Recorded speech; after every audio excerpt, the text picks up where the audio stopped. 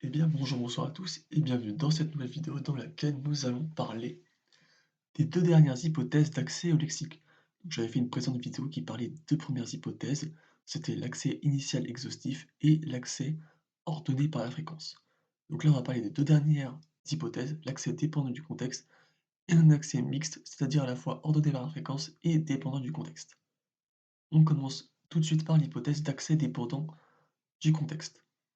Alors cette hypothèse postule que dès le début du traitement d'un mot, son sens ou ses propriétés seraient initialement sélectionnés selon le contexte dans lequel le mot se trouve. Donc là, on a l'exemple de l'avocat. L'avocat possède deux sens, le sens du fruit, le sens du métier.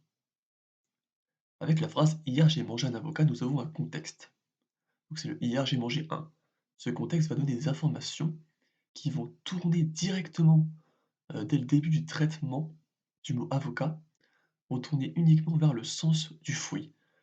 Ainsi, le sens, du métier ne serait absolument pas activé car le contexte ne vient pas, heu, aiguiller en fait vers ce sens du métier, mais uniquement vers le sens du fruit. Du coup, cette hypothèse a été mise en avant par Taboussi, Colombo et Job en 87. Dans leur étude, les auteurs vont chercher à contredire les travaux de Honifer et Sweeney en 81 et donc l'hypothèse de l'accès initial exhaustif. Je rappelle, l'accès initial exhaustif, c'est si je prends l'exemple: «Hier j'ai mangé un avocat», on va avoir directement, heu, dans le traitement du mot, toujours inconscient, donc souvent entre 100 et 300 millisecondes, pour l'accès aux représentations sémantiques. On va avoir les 2 sens du mot avocat qui vont être activés. Donc selon, l'hypothèse d'accès initial exhaustif, le sens fouille et le sens métier vont être activés, alors que selon l'hypothèse dépendant du contexte, va uniquement y avoir le sens du fouille qui va être activé dans mon exemple. Alors du coup, pour se départager, il faut créer un matériel quasiment identique en italien à celui d'Onifa Sweeney, dans l'espoir de trouver des résultats qui diffèrent. Alors après, nous verrons plus tard qu'il n'y a pas que la langue du matériel qui a changé, mais là, c'est un petit peu de suspense. Donc comme pour Onifa Sweeney, il y a toujours deux contextes différents. Donc là, je vais devoir revenir juste sur l'exemple un peu rapidement, donné en cours sur le matériel de Tabossi et ses collaborateurs. En italien, nous avons le mot porto. Le mot porto, c'est comme pour nous avocat, il possède deux sens, c'est un mot polysémique. Il y a le sens du port, donc le port où on met, où on amarre les bateaux. Donc on a le sens porte-au-port et le sens porto-boisson, donc la boisson alcoolisée. Parmi, ces 2 sens, il y en a un qui est dominant, l'autre qui est secondaire. Autrement dit, si je demande, c'est ce qu'ils ont fait dans une pré-expérience à des sujets de dire, heu ce qu'est le Porto, tout d'abord, ils vont déjà décrire, heu, ils vont déjà décrire Porto, port, avant de décrire enfin une minorité va décrire Porto, alcool. Donc de manière dominante,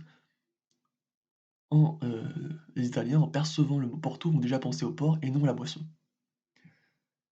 Et donc l'étude va avoir 2 contextes. Le contexte dominant est une phrase qui va venir induire le sens port de Porto. Le contexte secondaire est un contexte qui va induire le sens secondaire, c'est-à-dire la boisson de Porto. La tâche reste de la décision lexicale, donc avec un mot cible, et ce mot cible, il faut donc dire si oui ou non il appartient à la langue, donc là, si c'est l'italien. Et en fait, ce mot cible est tout simplement descriptif, et descriptif par rapport au sens dominant ou au sens secondaire. Donc là, le mot cible, par exemple, heu, pour le sens dominant, ça va être, en italien sicuro. Sicuro, c'est une description d'un port PORT. Alors que pour le sens secondaire, une description, un mot cible qui va venir décrire, le sens secondaire porto, donc c'est-à-dire la boisson, ça va être rouge. Et bien sûr, on compare le temps de latence, donc c'est le temps qu'ils mettent avant de répondre, «Oui, c'est, italien» ou «Non, ce n'est pas italien». Bon là, c'est «Oui, c'est italien», par rapport à un mot cible contrôle, donc là, le mot contrôle, c'est court, au sens où le mot court, donc en italien, c'était breve, ne décrit ni le port, ni la boisson. Du coup, par rapport au contrôle, Tabossi et Collaborateur observent des résultats similaires à ceux de Honifa et Sweeney, à l'exception d'une absence de facilitation du sens secondaire du mot Porto dans un contexte dominant. Donc là, globalement, ce que j'essaye de vous dire, et je vais vous montrer tout de suite le paint, qui va venir un peu clarifier certainement un peu les choses, c'est que pour Honifa et Sweeney, quel que soit le contexte, les deux sens étaient activés. Comment on savait que les deux sens étaient activés? Grâce à une facilitation dans la tâche de décision lexicale du mot cible. Là, on a Tabussi collaborateur qui en fait exactement la même chose, sauf qu'il y a une facilitation qu'ils n'observent pas. C'est celle du mot cible du sens secondaire en contexte dominant. Ainsi, ils peuvent induire entre guillemets que le sens secondaire n'est pas activé dans le contexte dominant, contrairement du coup à ce qu'avait montré Onifer Sweeney.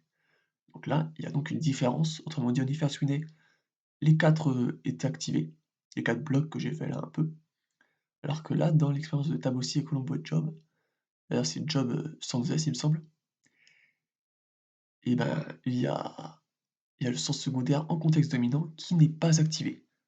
Donc ensuite on va avoir Tabossi de son côté, donc là, oui de son côté qui va creuser pour savoir ce qui est à l'origine de cette différence de résultat. Donc là maintenant on va se concentrer uniquement sur le sens secondaire d'un mot dans son contexte dominant. Donc 2 différences méthodologiques peuvent être à l'origine. Autrement dit entre Onifa Sweeney et Tabossi Corator, en fait, il y a eu, d'autres différences méthodologiques que la langue. La première, c'est le type de mot cible, qui était pour Onifer Sweeney associatif et descriptif pour Tabossi collaborateur. Descriptif, c'est un mot qui vient décrire un des 2 sens, heu, un des 2 sens, du mot, donc par exemple Porto, alors que associatif, c'est un autre mot qui est lié, on pense tout de suite immédiatement, heu, par rapport au dernier mot de la phrase, quoi. Donc là, c'est le type de mot cible. Et donc la seconde différence méthodologique, c'est le type de contexte qui peut être général ou spécifique. Donc il était général le dans l'étude de Onifa Aswine et spécifique dans l'étude de, Tabossi Collaborateur. Du coup, on va un peu s'étaler là-dessus. Un contexte général permet à un mot d'être remplaçable plutôt facilement par un autre. Donc là, je rappelle, c'était encore une fois dans l'étude d'Onifa Aswine, donc dans la vidéo précédente. Alors qu'un contexte spécifique rend le mot cible en fin de phrase irremplaçable. Donc là, Tabossi Collaborateur. Donc là, 2 petits exemples qui avaient été c'était environ les mêmes qui étaient donnés en cours. Si je dis que j'ai rendez-vous dans un, le un ça va venir préactiver, en fait, de nombreuses possibilités. Donc tout lieu, en fait, masculin. Par exemple, dans un port, mais aussi dans un attendez 2 secondes. Vous vous entendez peut-être pas, mais moi j'ai très bien entendu, ça me cassait un peu les burnes, quoi. Donc on reprend. J'en étais du coup au contexte général, aux 2 exemples, oui. Donc si je dis que j'ai rendez-vous dans un port, imaginons que le dernier mot soit port, ben en fait, on va avoir une préactivation de nombreux mots. Pourquoi? Parce que quand je dis que j'ai rendez-vous dans un, déjà rendez-vous, oui, bah, j'ai oublié d'écrire un mot, c'est un peu con. Là, ce qui va se passer, c'est qu'en fait, le contexte va donner, va être enfin, le dernier mot va être remplaçable, au sens où on peut dire: «J'ai rendez-vous dans un tribunal, j'ai rendez-vous dans un bureau, j'ai rendez-vous dans un magasin» et cetera, dans un restaurant.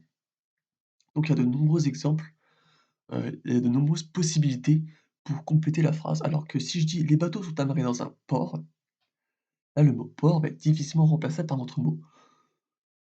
En réfléchissant un peu, on peut penser à d'autres mots comme canal ou fleuve, mais c'est vrai que si on demande à des gens de compléter la phrase, la majorité, très grosse majorité, va répondre, port, tout simplement, presque de façon homogène. Donc ça, c'est ça l'idée d'un contexte spécifique. Il l'oriente vers un choix précis, vers une seule possibilité, alors qu'un contexte général va permettre, aux mots qui arrivent, en fait, d'avoir de multiples possibilités, en fait. Donc de multiples fins possibles, en fait. Et donc Tabossi, en 88, va donc faire 3 études pour connaître l'origine de cette différence de résultats. Donc je rappelle, on se concentre uniquement là sur le, sens secondaire en contexte dominant. Quand il est activé, quand il n'est pas activé. Soit c'est le type de mot cible qui joue, soit c'est le type de contexte. Donc le but étant d'obtenir à nouveau un accès sélectif. Je rappelle, accès sélectif, c'est justement quand, quand le sens secondaire en contexte dominant n'est pas activé, en fait. L'accès exhaustif, ça serait de dire que tout est activé tout le temps. Donc le sens secondaire en contexte dominant serait activé dans l'hypothèse de l'accès exhaustif, pardon. Donc du coup, finalement, ces résultats, avec ces 3 études, ce qu'elle a trouvé, c'est que c'est le type de contexte uniquement qui est à l'origine d'un accès sélectif ou exhaustif. Donc là, un second petit paint, chargement. Donc là, c'est les différentes méthodologies possibles. Donc on a cible associative, contexte général. Là, c'était la méthodologie de Honifer et Sweeney. On a le sens secondaire en contexte dominant qui est activé. Contexte spécifique, cible caractéristique. Donc là, c'était la méthodologie de Tabossi et ses collaborateurs en 87. Là, le sens secondaire en contexte dominant n'est pas activé. Donc là, elle a fait les deux autres possibilités.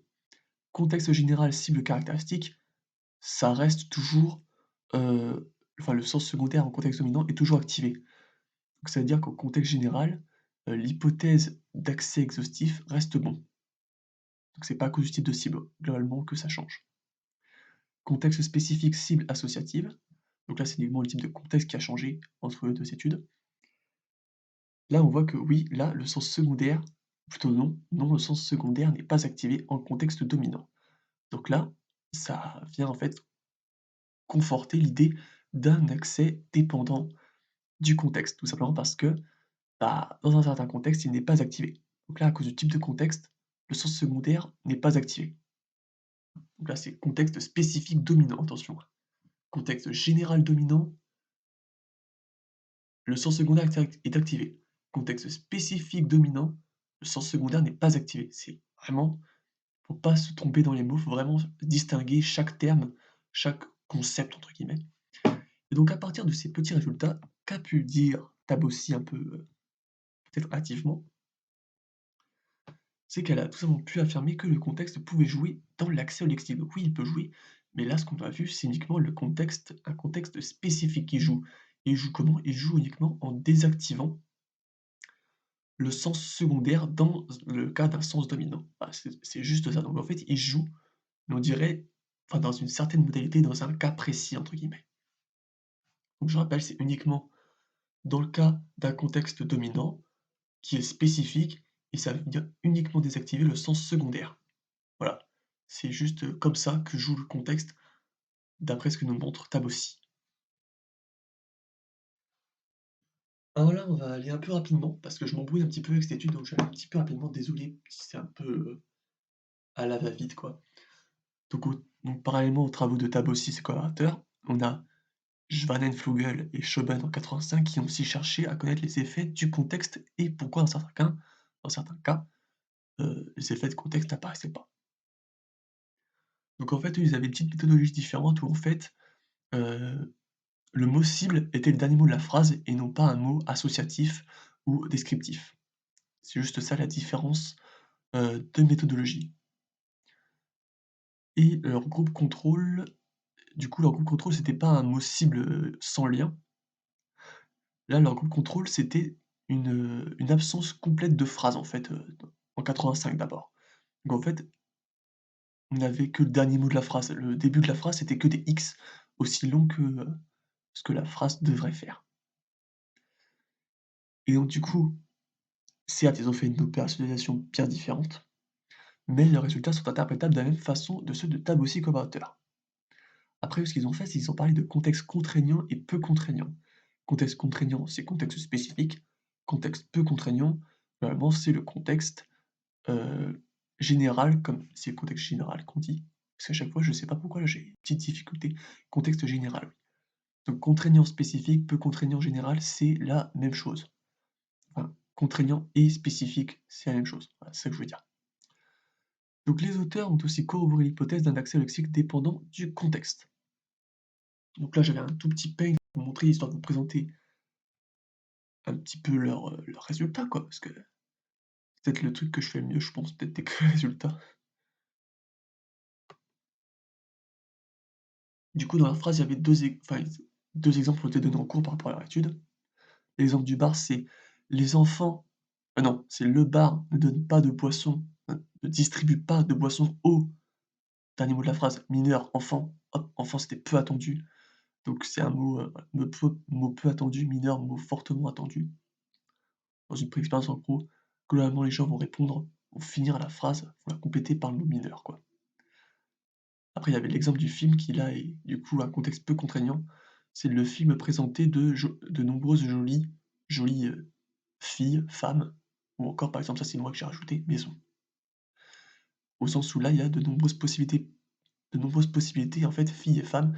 Il y en a pas un qui est extrêmement majoritaire, enfin, il y en a un qui est plus attendu que l'autre, mais il y a pas de enfin de si, il y a quand même une majorité pour filles, mais le contexte est peu contraignant au sens où il y a, de nombreuses possibilités possibles. C'est très redondant ce que je viens de dire, je m'en excuse. Et donc tout simplement, là, ce qu'on voit, c'est que le mot peu attendu, dans le cadre, dans un contexte contraignant, n'est pas activé. Où il y a pas de facilitation par rapport au contrôle, quoi. Donc ça rappelle du coup le sens secondaire, sauf que là, c'est pas un sens secondaire, là, c'est un mot non attendu. C'est juste la petite différence, mais globalement, les résultats sont interprétables niveau théorique de la même façon que ceux de table aussi. Retournons, voilà, sur Word. Donc après oui, notre petit, Schwanenflügel a réitéré cette expérience avec LeConte en 88 en modifiant le code contrôle en des phrases ne donnant aucune information syntaxique ou sémantique sur le mot cible. Donc par exemple, d'exemple de phrase contrôle, le prochain mot est, 3 petits points, hop, le mot, tu dois dire s'il est français, enfin s'il est, de ta langue ou pas. Et en ajoutant un mot cible non lié, donc là il y avait l'exemple de la plage, j'ai pas trop m'étaler là-dessus. Mais en fait, les résultats d'interprétation restent relativement identiques. Donc là du coup, dernière petite interrogation, c'est pourquoi certains contextes sont contraignants alors que d'autres non? Donc là on se demande pourquoi il y a des phrases contraignantes.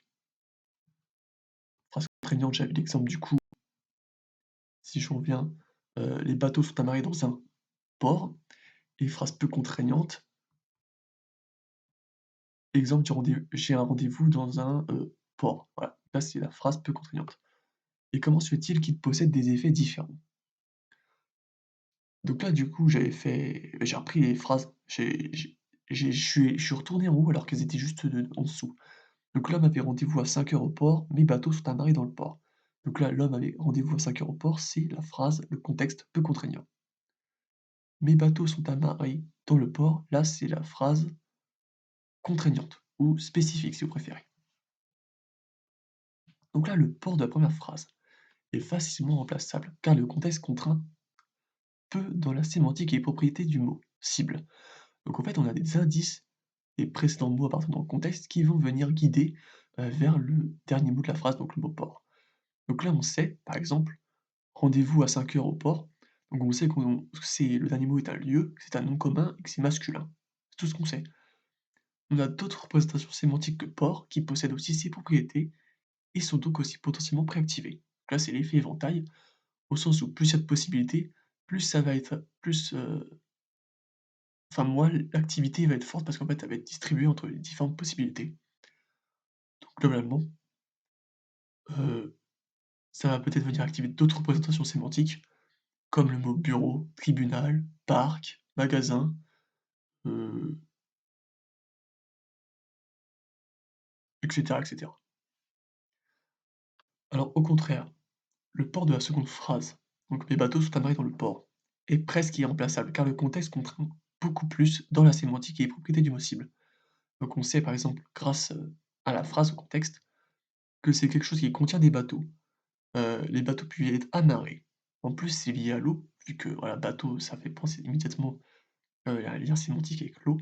On sait que c'est un nom commun, que c'est masculin.